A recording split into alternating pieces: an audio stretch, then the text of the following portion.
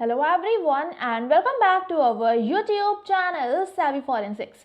So friends, आज के इस वीडियो में हम बात करने वाले हैं बहुत सारी वैकेंसीज के बारे में और ये वैकेंसीज आपकी फोरेंसिक साइंस लेबोरेटरी में मध्य प्रदेश में आई हुई हैं। ठीक है, तो एमपी में ये सारी की सारी वैकेंसीज हैं और यहाँ पर जो आपका पोस्ट का टाइटल है वो आपका साइंटिफिक ऑफिसर रहने वाला है।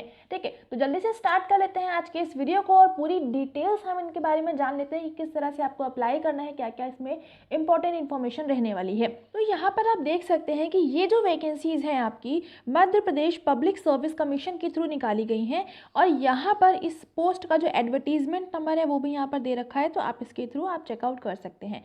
ठीक है, बाकी अगर हम यहाँ पर बात करें इंपॉर्टेंट डेट्स की, तो जो आपका इन वैकेंसीज के लिए एप्लीकेशन है वो 25 ऑफ जनवरी से स्टार्ट होगा और लास्ट डेट रहेगी 24 ऑफ फरवरी। ठीक है, तो 25 ऑफ जनवरी से लेकर के 24 फेब तक का आपका ये टाइम ड्यूरेशन रहेगा जिसके बीच में आप इन वैकेंसीज के लिए अप्लाई कर पाओगे। उसके अलावा अगर आपके फॉर्म में कुछ आपकी मिस्टेक हो जाती है तो उनको करेक्ट करने के लिए जो टाइम ड्यूरेशन दिया हुआ है वो आपका 30 जनवरी से 26 फेब बताया गया है और करेक्शन करने के लिए आपको यहाँ पर कुछ पेमेंट भी करना पड़ेगा। वो कितना पेमेंट रहेगा वो आपका आप नोटिफिकेशन में पढ़ पाएंगे। बाकी जो आपका मिनिमम है वो 50 है।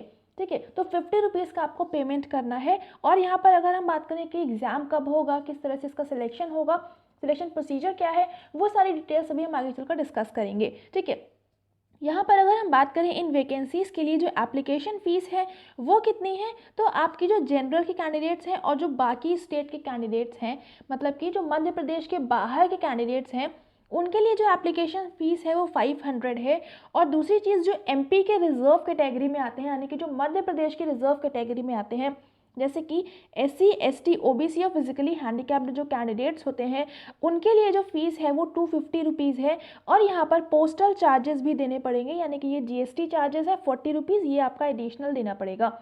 यहाँ पर जो आपका पेमेंट है वो आपका पेमेंट ऑनलाइन जो क्रेडिट कार्ड डेबिट कार्ड होते हैं उनके थ्रू भी आप कर सकते हैं, नेट बैंकिंग के थ्रू भी कर सकते हैं, या फिर जो मध्य प्रदेश के ऑनलाइन कियोस्क हैं इनके थ्रू भी आप पेमेंट कर सकते हैं। अब हम आगे मूव कर जाते हैं और यहाँ पर अगर हम बात करें एज लिमिट की, तो यहाँ पर जो आपकी मिनिमम एज है वो 21 ईयर्स है एंड मैक्सिमम एज आपकी 40 ईयर्स है और सुपर एनुएशन एज जो है वो 62 ईयर्स बोली गई है। ठीक है, बाकी जो एज का रिलैक्सेशन है वो आप इसका जो नोटिफिकेशन है MPPSC का जो एग्जामिनेशन रूल्स हैं उसके अकॉर्डिंग यहाँ पर आपको एज का रिलैक्सेशन मिलेगा, वो आपको जो डिटेल्स हैं वो आपको नोटिफिकेशन में मिल जाएंगी। अब यहाँ पर अगर हम बात कर लें कि कौन कौन सी पोस्ट है, किस किस तरह से इसमें आपको काम करना होगा, तो यहाँ पर एक तो वैकेंसीज हैं आपकी साइंटिफिक ऑफिसर फिजिक्स की, मतलब साइंटिफिक ऑफिसर की पोस्ट है फिजिक्स डिपार्टमेंट में और ये वैकेंसीज आपकी home department government of MP के थ्रू निकाली गई है। परमानेंट वैकेंसीज हैं ये। और यहाँ पर जो आपका पे स्केल रहेगा वो लेवल 12 का रहने वाला है, यानी कि आपकी जो सैलरी रहेगी 56,100 से लेकर के 1,77,500 तक का रहने वाला है। अब यहाँ पर अगर हम बात करें एजुकेशनल एलिजिबिलिटी की, तो वो आपको यहाँ पर रिक्वायर्ड है, ये आपका मास्टर सेकेंड क्लास होना चाहिए in physics, computer science, master of computer application, forensic science, और यहाँ पर आपका स्पेशलाइजेशन भी होना चाहिए forensic physics and forensic ballistics में। इसके साथ साथ में बैचलर्स लेवल पर आपके पास फिजिक्स या केमिस्ट्री सब्जेक्ट होने चाहिए। ठीक है, तो ये आपका एजुकेशनल क्वालिफिकेशन हो गई। एक्सपीरियंस की बात करें तो 2 इयर्स का एक्सपीरियंस मांगा गया है, ये आपका साइंटिफिक रिसर्च एक्सपीरियंस है और ये आपका जो एक्सपीरियंस है किसी भी इंस्टीट्यूट, कॉलेज, यूनिवर्सिटी जहाँ पर भी आप PhD वर्क कर रहे हैं जो कि UGC के थ्रू आपके रिकॉग्नाइज है, तो वो आपका एक्सपीरियंस में आपका इंक्लूड किया जाएगा।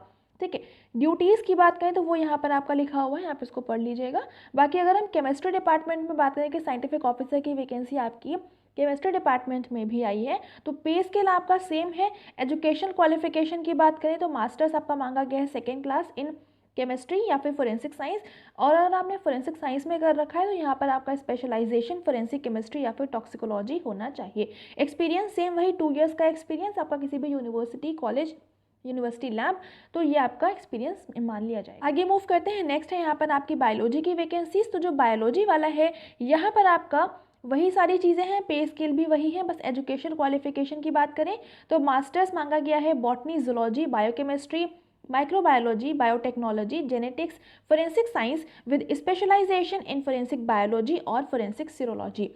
और इसके साथ साथ बैचलर्स लेवल पर आपके पास बॉटनी, जूलॉजी, केमिस्ट्री ये सब्जेक्ट्स होने चाहिए। ठीक है। बाकी सेम वही एक्सपीरियंस आपका 2 इयर्स का ही रहने वाला है, ठीक है। तो ये आपका हो गया डिटेल्स आपकी पोस्ट के बारे में। और यहाँ पर अगर हम बात करें इसमें सिलेक्शन किस बेसिस पर होना है, जो सिलेक्शन आपका बेसिकली इंटरव्यू के बेस पर होगा। तो यहाँ पर होना क्या है, पहले तो आपका एक ऑब्जेक्टिव टेस्ट होगा।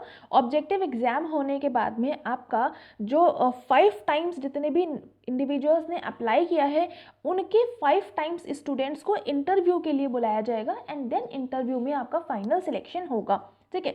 अब यहाँ पर हम बात करें कि जो आपके मिनिमम पासिंग मार्क्स कितने हैं, तो जो अनरिजर्व्ड कैटेगरी के स्टूडेंट्स हैं और इकोनॉमिक वीकर सेक्शन के हैं उनके लिए 41% and 31% for SC ST OBC and physically disabled candidates. इसके बाद में जो आपका ऑब्जेक्टिव टेस्ट है वो भी आपका करवाया जाएगा अगर रिक्वायर्ड पड़ी, मतलब ज़रूरत पड़ी तो। सो बेसिकली पहले तो आपका ऑब्जेक्टिव टेस्ट होगा, उसके बाद में आपका इंटरव्यू होगा। अभी आपका सिलेबस क्या रहेगा उसके बारे में भी आगे हम डिस्कस करेंगे। और बाकी यहाँ पर जितना कुछ भी लिखा हुआ है इसको एक बार आप रीड कर लीजिए तो आपको समझ में आ जाएगा। नंबर ऑफ वैकेंसीज़ की बात करें तो साइंटिफिक ऑफिसर फिजिक्स डिपार्टमेंट में आपकी नंबर ऑफ वैकेंसीज़ हैं 50, केमिस्ट्री में 16 और बायोलॉजी में 13। तो ये आपकी नंबर ऑफ वैकेंसीज़ हैं। अब यहाँ पर कुछ इंपॉर्टेंट पॉइंट, कौन कौन से स्टूडेंट्स हैं जो कि अप्लाई कर सकते हैं इन वैकेंसीज़ के लिए। तो अप्लाई करने के लिए सबसे ज़्यादा जो ज़रूरी है वो ये है कि मध्य प्रदेश स्टेट में जो एम्प्लॉयमेंट ऑफिस होता है उसके अंडर आपका लाइव रजिस्ट्रेशन होना चाहिए। मतलब कि जो आपका मध्य प्रदेश स्टेट का जो आपका रोजगार विभाग है उसके तहत आपका रजिस्ट्रेशन होना चाहिए, ठीक है। तो ये चीज़ बहुत ज़रूरी है। तो इस लाइन से ओवरऑल ये चीज़ समझ में आती है कि जितने भी मध्य प्रदेश के कैंडिडेट्स हैं सिर्फ वही लोग इन वैकेंसीज़ के लिए अप्लाई कर सकते हैं। बट कोई भी ऐसा कैंडिडेट है जो मध्य प्रदेश में नहीं रहता है बट उसका रजिस्ट्रेशन है मध्य प्रदेश के जो एम्प्लॉयमेंट ऑफिस है उसके अंडर में, तो वो लोग एलिजिबल हो सकते हैं इन वैकेंसीज़ के लिए, ठीक है। अब यहाँ पर करना क्या है, जब आपने ऑनलाइन अप्लाई कर दिया, जितने भी आपके डॉक्यूमेंट्स थे, आपका पेमेंट वगैरह सब सक्सेस हो गया, उसके बाद में आपको कंफर्मेशन लेना है कि पेमेंट आपका सक्सेस हो पाया है या नहीं हो पाया है। उसके बाद में आपका जो भी ऑनलाइन एप्लीकेशन का प्रिंट आउट मिलेगा वो आपको प्रिंट आउट निकालना है। प्रिंट आउट निकालने के बाद में वहाँ पर जहाँ भी रिक्वायर्ड है वहाँ पर आपको साइन करने पड़ेंगे। उसके बाद में कुछ आपके एडिशनल डॉक्यूमेंट्स की सेल्फ अटेस्टेड कॉपीज़ आपको लगानी है। कौन कौन से डॉक्यूमेंट्स हैं वो सारा आपको नोटिफिकेशन में लास्ट में मिल जाएगा, तो वहाँ पर आप उसको एक बार देख लीजिएगा। जो नोटिफिकेशन मैं आपको शेयर करूँगी उसी में लास्ट में बताया हुआ है कि किस तरह से आपको अप्लाई करना है। तो वहाँ पर आपके सारे के सारे आपके बताए हुए हैं कि कौन कौन से डॉक्यूमेंट्स आपको लगाने हैं। तो वो सारे डॉक्यूमेंट्स का एक प्रिंट आउट आपको एक ज़ेरॉक्स लेना है और उन पे सब पे आपको सेल्फ अटेस्ट करना है। और उतना करने के बाद में आपको वो सारे डॉक्यूमेंट्स को एक एनवेलप के अंदर डालना है और उस एनवेलप के ऊपर कुछ डिटेल्स लिखनी है। और क्या डिटेल्स लिखनी है वो आपको नोटिफिकेशन जो है एडवर्टीजमेंट का उसी में मिल जाएगा। तो उसमें एज इट इज़ जैसा बना है आपको उसी तरह से चीज़ों को फिल आउट कर देना है, ठीक है। तो इतना करने के बाद में फिर आपको वो एनवेलप को क्लोज करके देन आपको उसको स्पीड पोस्ट कर देना है। जो भी एड्रेस आपके नोटिफिकेशन में दिया हुआ है वो नोटिफिकेशन मैं आपको भी दिखा दूंगी, तो वहाँ से आपको चीज़ों में और अच्छे से क्लैरिटी मिल जाएगी, ठीक है। अब यहाँ पर लास्ट में आप देख सकते हैं सारी की सारी यहाँ पर लिंक्स अवेलेबल हैं। और यहाँ पर जो सिलेबस है वो सभी का आपका अलग अलग है। Part A, part B, part C, यानी कि 3 पार्ट में आपका पेपर होगा। एक आपका पेपर होगा जनरल स्टडीज़ का, सेकंड होगा आपका फोरेंसिक साइंस का, और थर्ड जो पेपर होगा पार्ट सी वो आपका आपके स्पेशलाइजेशन के बेस पर होगा। तो इसमें से जो आपके पार्ट सी में यहाँ पर आपके इतने सारे सब्जेक्ट हैं तो इसमें से कोई भी आपका एक सब्जेक्ट में आपको पेपर देना होगा, ठीक है। उसी तरह से आपका केमिस्ट्री में भी यहाँ पर है और बायोलॉजी में भी यहाँ पर इतने सारे सब्जेक्ट्स का है। तो यहाँ पर इस वैकेंसी के से रिलेटेड जितने भी इंपॉर्टेंट इन्फॉर्मेशन है, जैसे कि नोटिफिकेशन है, सिलेबस है, तो वो सारी के सारे लिंक आपको यहाँ पर अवेलेबल हो जाएंगी। बाकी इसको किस तरह से अप्लाई करना है तो उसकी भी लिंक यहाँ पर आपको अवेलेबल हो जाएगी। अभी यहाँ पर जो इसकी लिंक है वो अभी तक एक्टिवेट नहीं हुई है क्योंकि आपका अभी जो ऑनलाइन एप्लीकेशन है वो 25 जनवरी से स्टार्ट होना है।